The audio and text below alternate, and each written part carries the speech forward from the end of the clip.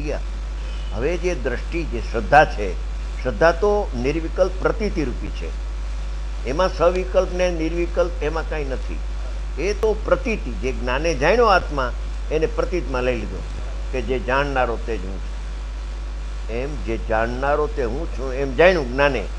જ્ઞાને જાણ્યું, શ્રદ્ધા તો તૈયાર હતી, પ્રતીતિ થઈ ગઈ. આ હા હા, આજે જાણવામાં આવ્યો તે જ હું છું. એમ એક સમયમાં જ્ઞાન અને પ્રતીતિ પ્રગટ થાય છે નિર્વિકલ્પ ધ્યાનમાં. એક સમયમાં, એક સાથે. કાળભેદ નથી, સમયભેદ નથી. દ્રષ્ટિના વિષય ઉપર દ્રષ્ટિ પડે છે અને જ્ઞાનની પર્યાય દ્રષ્ટિના વિષયને જ્ઞેય બનાવે છે.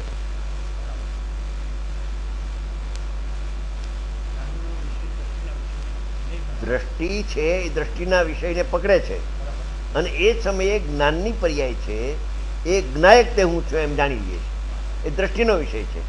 જ્ઞાયક છે એ દ્રષ્ટિનો વિષય છે અને શુદ્ધ નહીંનો વિષય પણ જ્ઞાયક જ છે. શુદ્ધ નહીં એટલે જ્ઞાનની પર્યાય, એનો વિષય પણ જ્ઞાયક અને શ્રદ્ધાનો વિષય પણ જ્ઞાયક. બેનો વિષય એક સમયે એક થાય છે ત્યારે અનુભવ થાય છે.